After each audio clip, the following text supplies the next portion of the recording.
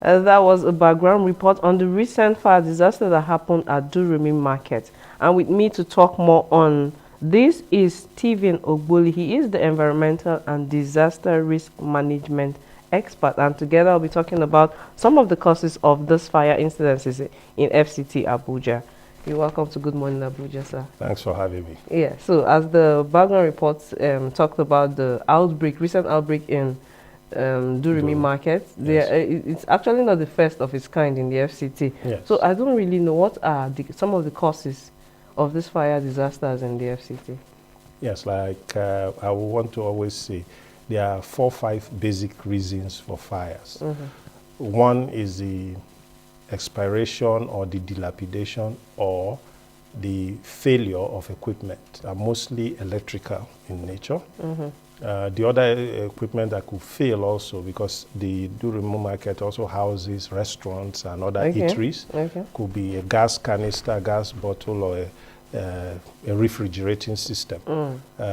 If there's maybe when they were going to close, there was no light, and the light came along the line in the night or in the late evening or early mornings, it could lead to triggering of a refrigerator.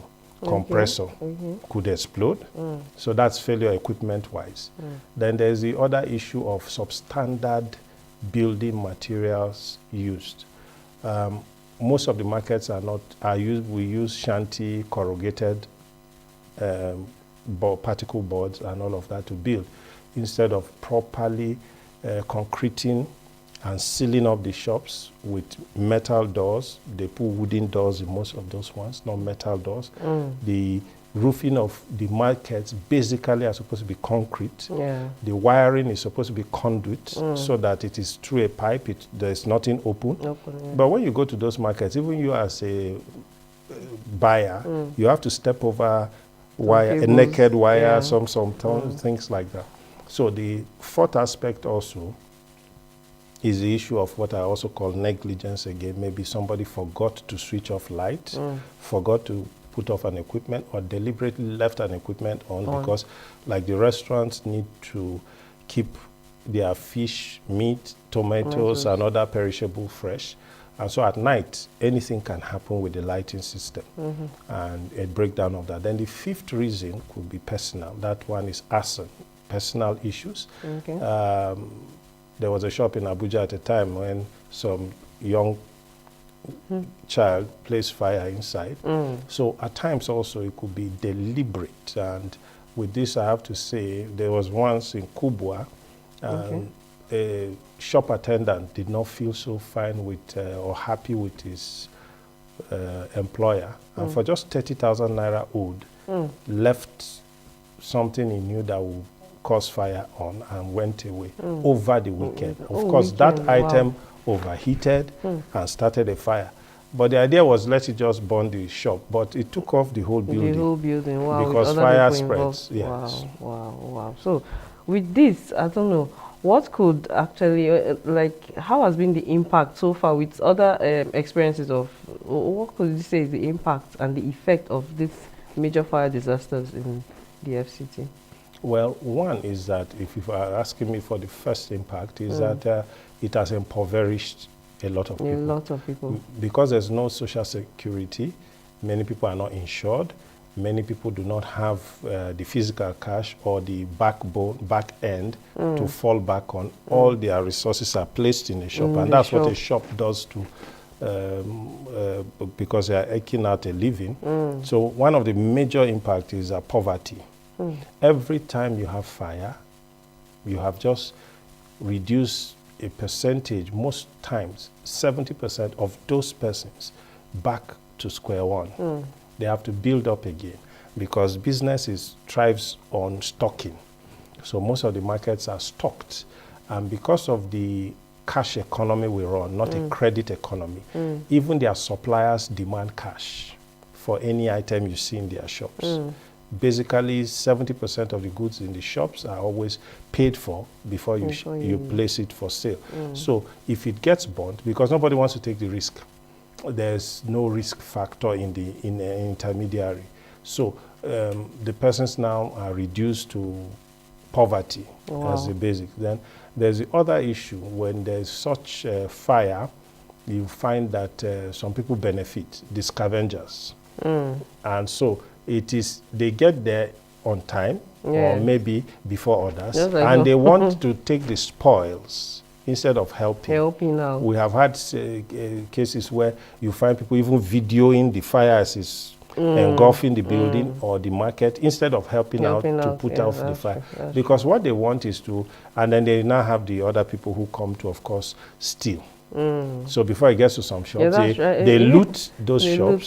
So in fact, some of it, and that's why we believe sometimes that a percentage, about 30% of the fires out of 100 are personal. It's done for malice, mischief, and for personal gains, and things happen. Okay, so we're saying this is not the first of its kind, but we want to believe that since it's not the first, why is it difficult? Like before help comes, like everything burns down to ground zero. There's nothing like this one that happened. Even PIN was not gotten.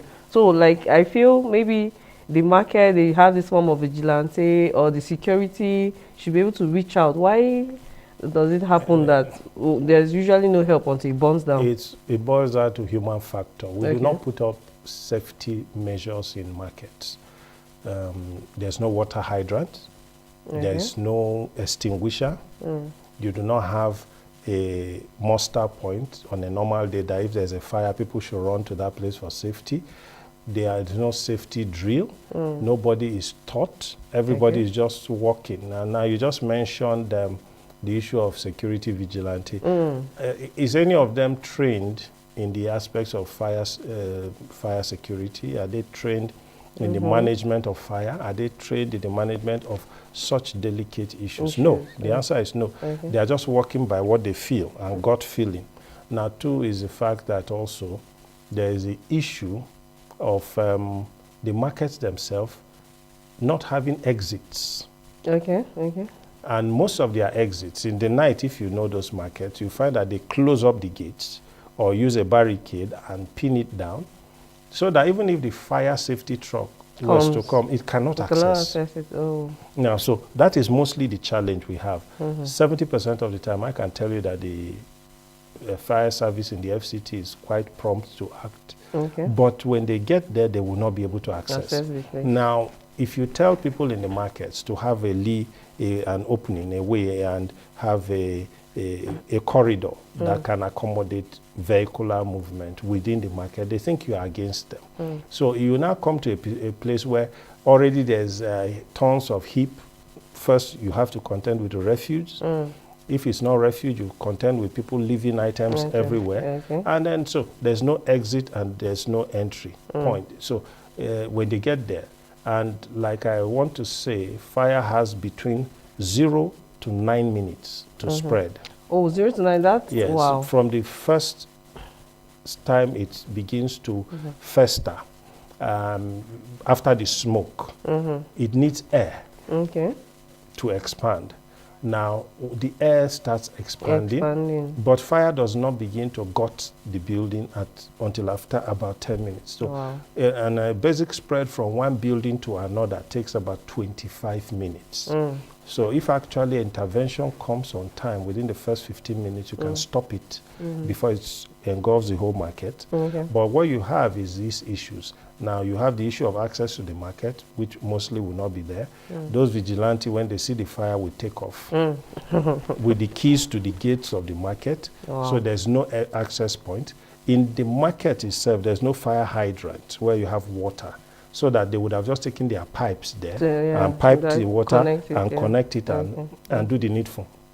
So sir, I wanted to continue, but let's go on this short break, and after that we'll continue with this conversation. So we've been speaking with Stephen Ogboli. He is the environmental and disaster risk management expert.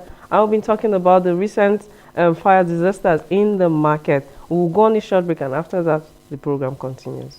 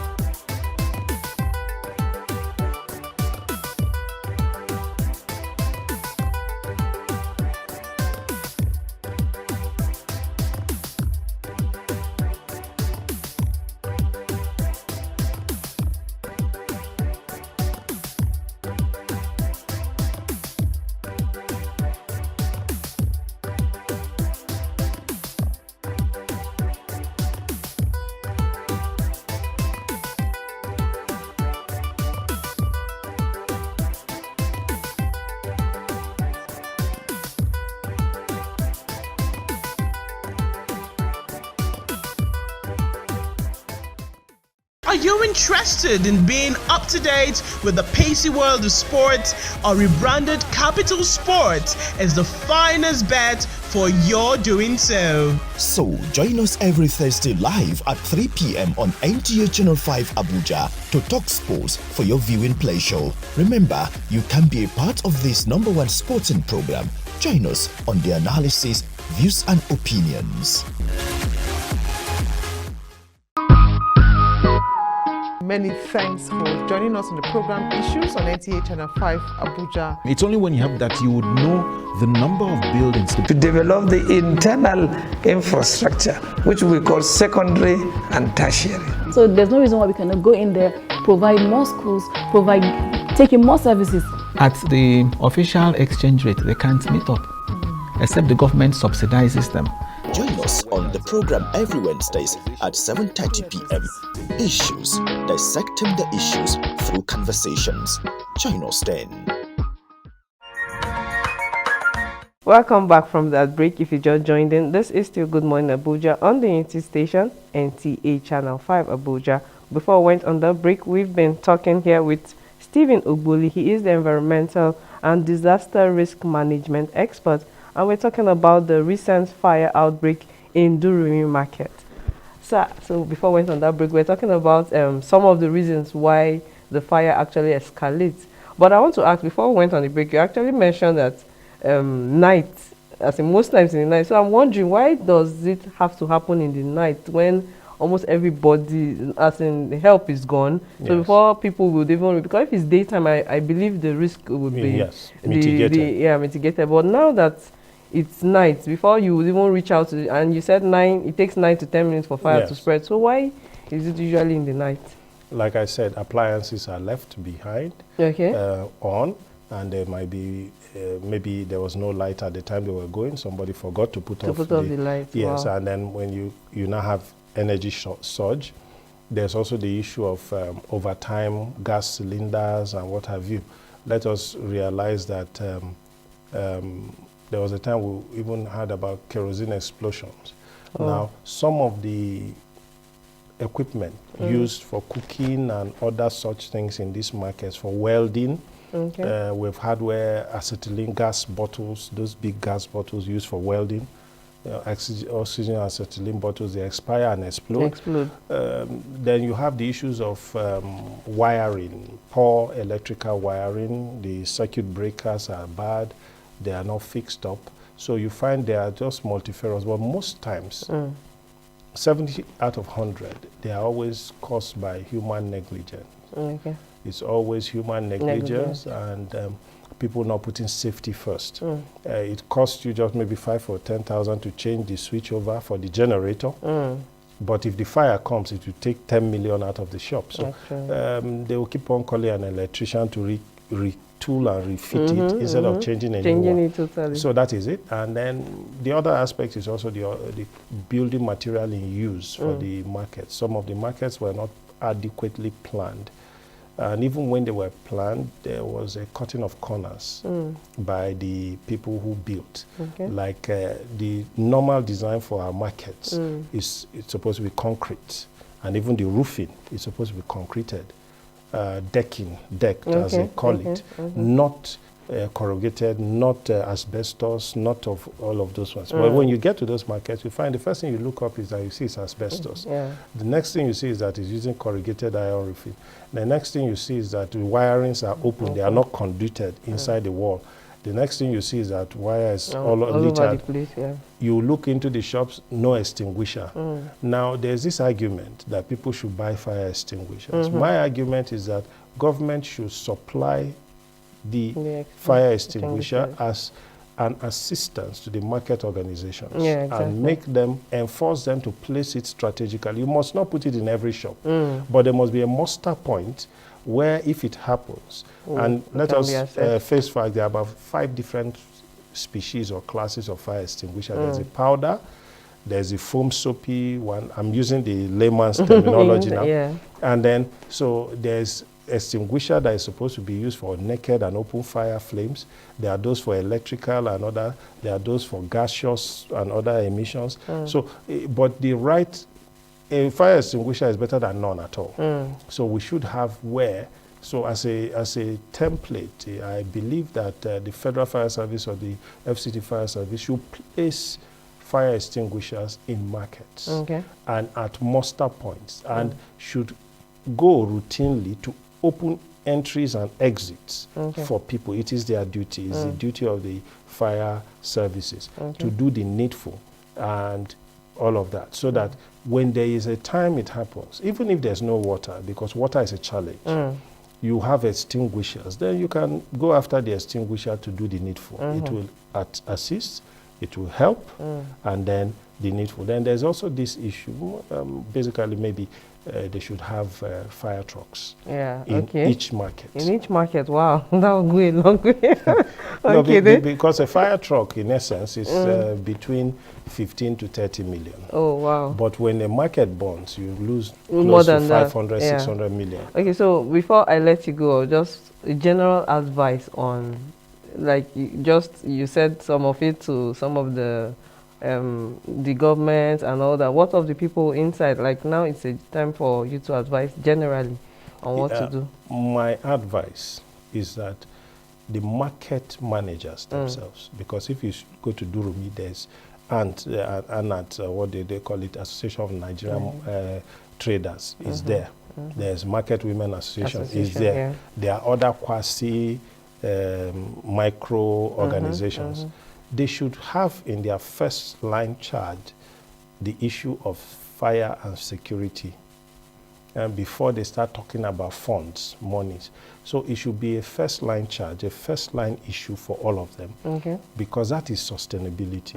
Now, people have done their best for 2-3 years only to lose it in one night. Exactly. And everybody, there's no social security net. So this is a time better than others to call on government to make one of those standards, I believe AEPB and environmental and the other groups in Abuja, governmental, to tell them to make sure those facilities, and it should work in tandem, where they shouldn't work opposing each other. It should be where AEPB comes up and says, we can do this, fire service, we can do this for you. And then collaboration. Yes, and then that will help. And that will mitigate. Okay, wow. Thank you for coming on Good Morning Abuja. Like, you've told us a whole lot. We've learned a lot. At least we've taken note of what you've told us so far. So I'll come some other time to give us more tips on how to handle fire disasters in the FCT. So we've been speaking with Stephen Ogboli. He is the environmental and disaster risk management expert. And together we've talked about mitigating some of these fire disasters that has happened in the FCT. We'll go on a short break, and after that, the